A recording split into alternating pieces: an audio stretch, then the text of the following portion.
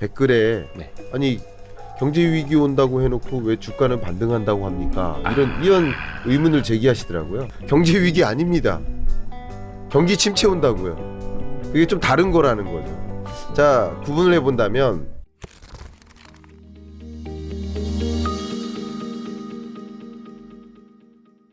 오늘은 김광석 교수님하고 저희 와이스트릿이 이제 두 번째 네, 시간인데 그 네. 사이에 내년 경제 전망 책이 네. 신간이 또 나왔습니다. 네. 보면은 책 안에 네. 단순히 경제 전망만 있는 게 아니라 경제 트렌드 네. 저희 그런 것도 많이 알려주셔가지고 맞아요. 상식적으로도 좀 많이 도움이 되는 게 있더라고요. 정확하십니다. 네.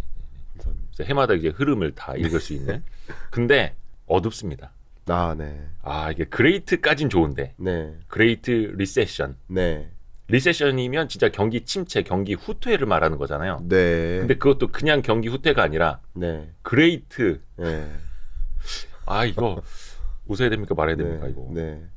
오늘 마침 16강전이 있었던 오늘이 그 아침이라 12월 6일입니다. 정말 제 얼굴 표정도 피곤해 보이는데 오늘 대한민국이 다 피곤한 날입니다. 네, 다 피곤한 괜찮습니다. 날일 예. 것 같은데 안타깝게도 장기 침체에 우리는 준비를 해야 된다. 제가 장기 침체가 오니까 여러분 위험에 떠세요, 뭐 걱정만 하세요 이런 뜻이 아니라 장기 침체라는 그 성격, 네. 우리가 어디까지 와 있고 어느 지점을 향해 가는지 그 경로를 좀 확인하고 뭐 어떻게 대응할지를 좀 고민해 보자 하는 뜻에서 의견을 드리고자 하는 것이지 위협감을 드리고자 하는 이야기는 아닙니다. 그러면 네. 일단은 경기 침체는 온다. 네. 라는 이야기를 바탕으로 깔고 질문을 드려볼게요. 네, 지금 상황에서 만약에 경기 침체가 안 온다, 네. 그럼 그게 좀 오히려 이상한 일. 오히려 네, 이상한 일이 벌어지는 거죠. 어떻게 해서요? 왜냐하면 네. 세계 주요 국제 기구들이 하나같이 경기 침체로 전망하고 있는데 네. 경기 침체가 뭔지를 한번 말씀드려 볼까요? 예. 경기 침체를 혹여나 경제 위기랑 이렇게 혼용하시면 안 되겠다라는 말씀드리겠습니다. 네. 종종 저도 이제 채널에 출연하다 보니까 댓글에 네. 아니 경제 위기 온다고 해놓고 왜 주가는 반등한다고 합니까? 이런 의문을 제기하시더라고요. 이거 진짜 중요한 말씀입니다. 예. 네. 경제 위기 아닙니다. 제발 오해하지 말아 주십시오. 좀 강하게 이야기하겠습니다. 경제 위기 내년 안 옵니다. 네. 경제 위기 아닙니다. 경기 침체 온다고요. 그게 좀 다른 거라는 거죠. 자, 구분을 해본다면 1998년도 경제 위기였었고 그 전에 1980년 이 해가 경제 위기였어요. 네. 마이너스 1.6% 성장할 때. 네. 그러니까 경제 성장률이 마이너스를 찍으면 경제 위기예요. 네. 단순히만 말씀드리면 그러면 1980년이 그랬어요. 오일 쇼크 직후에. 네. 그리고 1998년에 외환 위기 때. 네. 그리고 2008년 글로벌 금융위기 때. 네. 물론 2008년에는 글로벌 금융위기 맞습니다만 한국 경제는 플러스 성장했어요. 0.8%. 약간. 네. 네. 이 정도면은 경제 위기급입니다. 네. 그래도 그 정도죠. 1%조차 안 되니까 그렇죠. 경제 위기급이고요. 그리고 2020년 팬데믹 위기. 네. 이때 우리나라 경제가 마이너스 0.7%. 잠시나마. 예. 그러니까 마이너스 성장하거나 마이너스나 0%대 성장. 이거는 경제 위기라고 이름 붙일 법합니다. 마이너스 성장은 위기가 맞다. 네, 명확하죠, 그거는. 그런데 2023년 경제는요. 네. 우리 한국 경제를 기준으로 해서 저는 10월 초에 1.9%로 전망을 했죠. 그러니까 23년도 대한민국 경제 성장률을 1.9%로. 네. 예. 그러면 1.9%면 이 4개에 해당되는 경제 위기 네. 이때보다는 훨씬 나은데 이 4번의 경제 위기를 제하고 나면 제일 나쁜 해. 이런 느낌이라고 보시면 좋아요. 마이너스까지는 아니지만 완전한 저성장. 그렇죠. 예. 약간 늪에 빠져 있을 수도 있는. 그겁니다. 그래서 그게 위기라고 보기보다는 침체 정도로. 침체예요. 그리고 세계 경제를 기준으로도 말씀드릴게요. 네. 세계 경제도 비슷한 시점에 위기가 왔었다라고 볼 수 있는데 한국 경제 성장률과 달리 세계 경제 성장률은 22년이 3.2%예요. 네. 그리고 내년 23년 경제가 2.7%로 떨어집니다. 자, 그럼 세계 경제 성장률은 기준선이 3.5다라고 보시면 좋아요. 왜냐하면 세계 경제의 평년 성장률이 그 정도 수준입니다. 그러니까 3.5% 성장세를 밑도는 그 경제니까 22년은 둔화기라고 보시면 돼요. 둔화기. 그런데 3% 수준도 안 된다. 23년 2.7% 전망이니까. 그러니까 역시 이것도 침체라고 글로벌 경기 침체가 이제 본격적으로 시작되는 해 이렇게 판단하시면 좋겠고요. 이마저도 제가 한국 경제를 전망한 게 10월 초였으니까 근데 그 이후로 10월 중순에 나왔던 KDI의 전망이 1.8% 그리고 한국은행의 전망이 이후에 1.7%. 그러니까 이게 관점이 다르다기보다는 뭐 그냥 같은 기관이 전망했다라고 전제를 했을 때 10월 초보다 계속 안 좋은 사인들이 더 나온 거죠. 나중에 전망을 하는 기관이 더 낮게 보고 있으니까. 그러니까요. 예. 추가적으로 안 좋은 요소들을 감안한 전망이다. 이렇게 생각하시면 조금 이해하시기 편할 것 같아요. 근데 세계 경제 같은 경우도 2.7%면 3%를 밑도니까 경제 위기 때를 제하면 가장 나쁜 경제 이런 느낌이에요. 맞습니다. 2.7% 성장이요. IMF 외환 위기 때 네. 글로벌 경제가 2.6% 성장했어요. 그러니까 우리나라로서는 정말 최악의 경제 위기였는데 예. 글로벌 경제로 봤을 때는 뭐 그 정도는 아닌 느낌. 근데 그에 비슷한 수준이라고 생각해 본다면 안 좋은 경제인 거 맞죠? 근데 경제 위기랑은 좀 성격이 다르다. 이렇게. 근데 이것도 사실 시대별, 지역별, 국가별로 조금 상대적으로 봐야 할 필요는 있는데 우리나라 입장에서 지금 1%대 성장률이 나온다라는 거는 네. 확실한 침체기다라고 침체기죠. 볼 수가 있는 거고. 네. 근데 사실 이거를 사업하시는 분들이나 자영업 하시는 분들은 굉장히 피부로 느끼실 수도 있어요. 네. 근데 월급이 밀리지 않는 회사에서 네. 그래도 타박타박 급여가 나오는 회사에서 이제 안락하게 직장 생활 하시는 분들은 잘 못 느끼더라고요. 그래서 이거 뭐 1%, 2% 경제 위기, 경기 침체 이거 말장난 아니냐. 사실 그게 무슨 얼마나 큰 차이가 있느냐 하고 되묻는 분들도 있거든요. 네. 좀 그런 분들을 위해서 조금 쉽게 설명을 좀 해주실 수 있을까요? 쉽게 설명드리면 우리나라의 산업이 세 개만 있다. 네. 그 만약에 만약에 그러면 세계 산업의 평균 증가율, 네. 그 GDP 증가율, 산업의 부가가치의 합이 GDP잖아요. 네. 근데 산업이 세 개가 있어요. A, B, C. 네. 그럼 세계 산업의 GDP 증가율을 가중 평균하면 그게 경제 성장률이겠죠. 네. 그 경제는 전 산업의 총 부가가치 합이니까 네. 그 GDP가 전년보다 얼마나 증가하나를 보여주는 거니까. 그렇죠. 그렇죠. 그럼 만약에 내가 체감하지 못하는 수준의 그런 성장률이다라고 본다면 나를 제외한 나머지 계층들은 정말 무지막지하게 힘들겠구나. 이렇게 생각하는 게 맞겠죠. 평균 키가 1m 70이다. 172cm다. 네. 라고 하면 나는 180인데 왜 172 평균이라고 그러지? 그러면 나 빼고 나머지는 뭐 160대라고 보면 되는 거. 쉽게 말하면. 네. 그런 식으로 다가가셔야 된다는 거죠. 여러분이 만약에 임금 근로자여서 소득이 준 적이 없어서 그 충격을 경험하지 못하셨다면 제가 이 표현을 아직 유튜브에서 한 번도 한 적이 없는데 네. 정말 가혹하게 힘든 계층이 자영업자입니다. 그렇죠. 그렇죠. 제가 왜 이 말씀드리냐면 2020년에 팬데믹에 직격탄을 받았죠. 그렇죠. 왜냐하면 임금 근로자는 직격탄을 안 받았어요. 월급 준 적 없잖아요. 근데 이 자영업 월급 준 적 없는데 왜 경제 충격입니까? 강조하는 얘기예요. 공무원 여러분들, 공공기관 여러분들, 공사 여러분들, 대기업 직장인 여러분들 월급 준 적 한 번도 없어요. 2020년에. 월급 준 산업은 있죠. 그럼 코로나19의 직격탄이죠. 네. 여행업, 면세점업, 네, 항공업 진짜 힘들었죠. 맞습니다.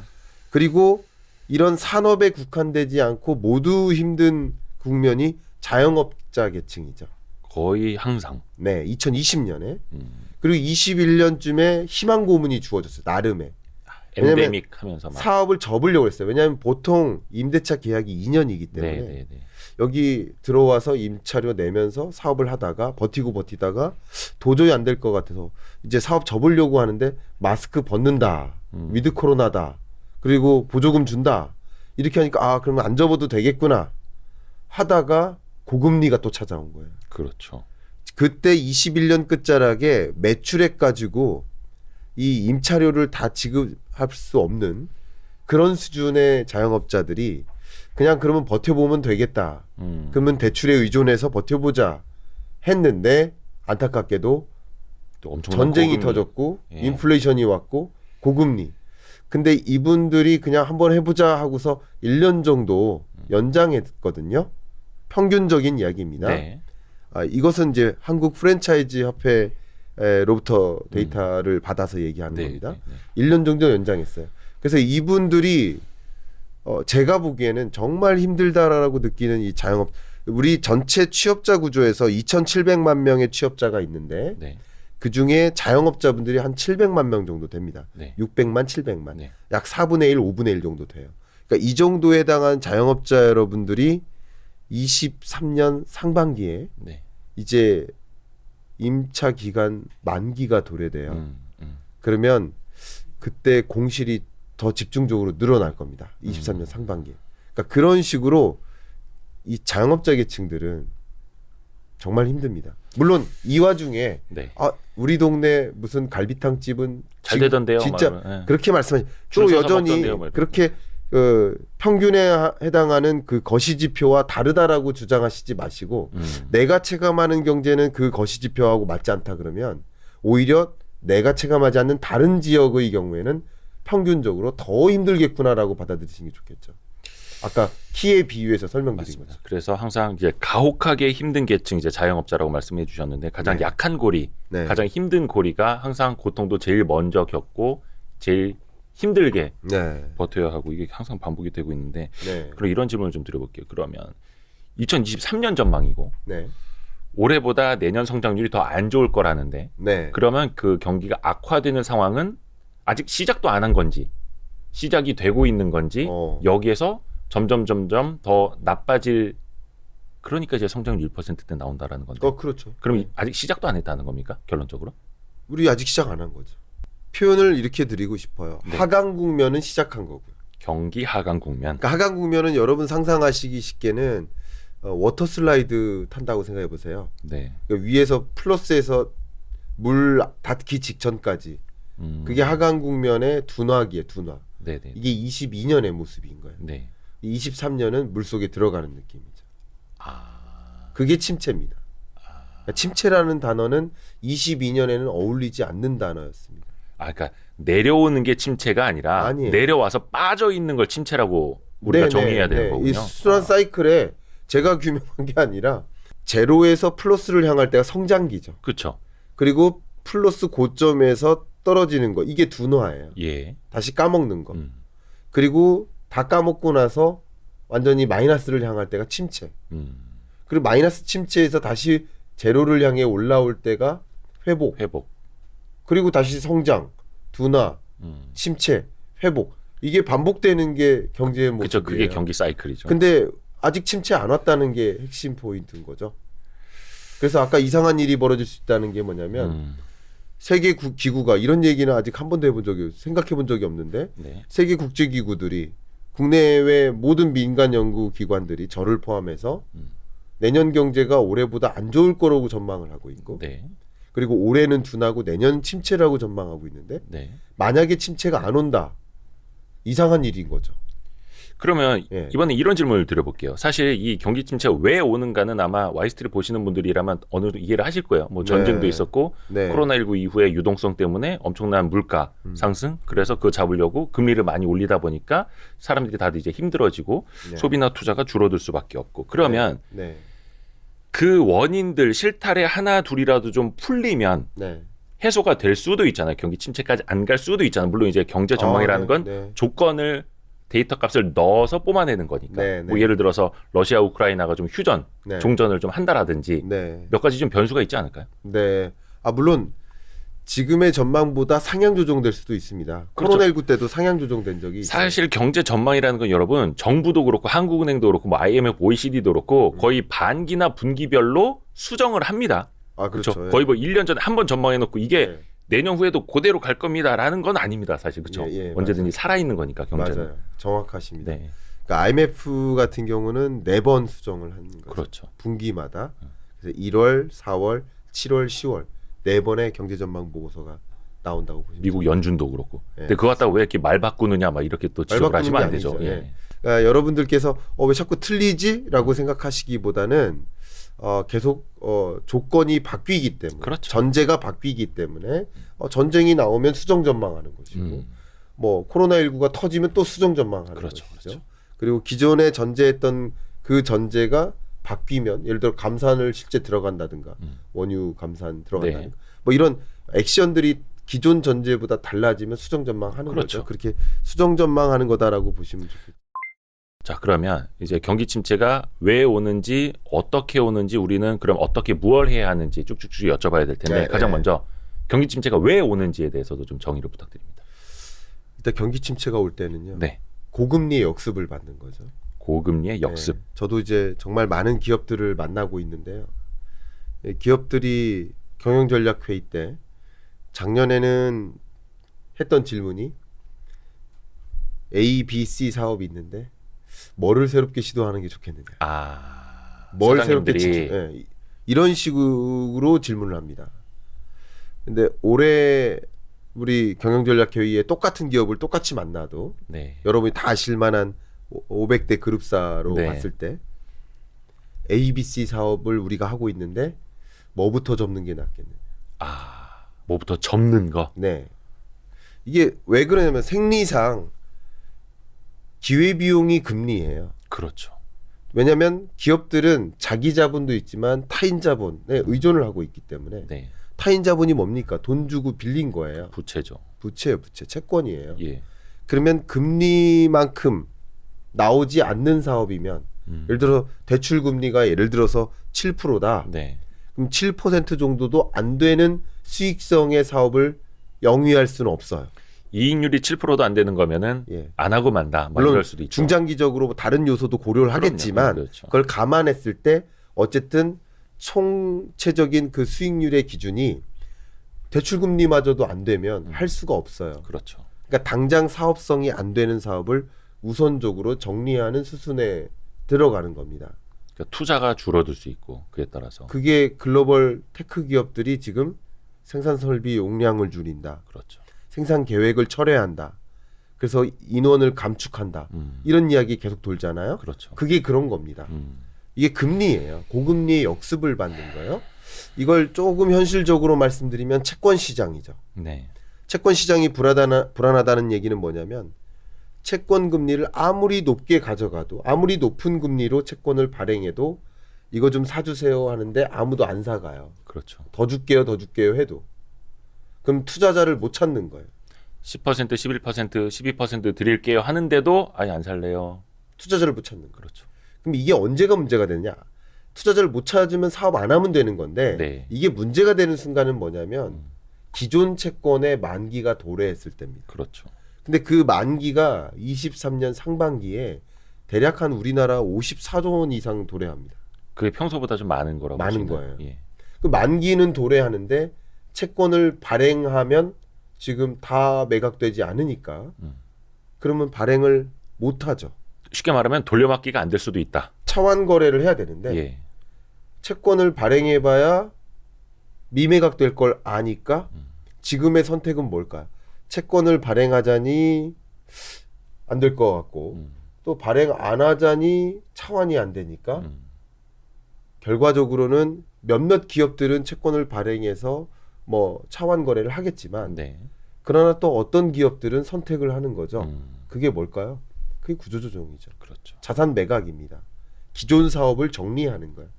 그런 것들이 경기 침체로 야기하는 하나의 실물 경제의 모습이다. 근데 그런 것들이 23년 초에 시작됩니다. 1, 2분기 때. 지금보다 23년 1분기면 더 높아진 금리 시대일 것이고요. 기본적으로 그렇게 가정하는 게 맞겠죠. 물론 지금 회사채 금리가 조금 안정화되는 흐름은 있습니다. 근데 그럼에도 불구하고 국채 금리가 더 떨어져 가지고요. 이 신용 스프레드라고 하죠. 이건 네. 더 올라갔어요. 네, 네. 그러니까 회사채를 발행하기는 더 안 좋은 조건이에요. 그러니까 사람들의 돈이 국채로는 많이 몰리고 그렇죠. 기업 회사채로는 잘 안 가고. 안 가죠.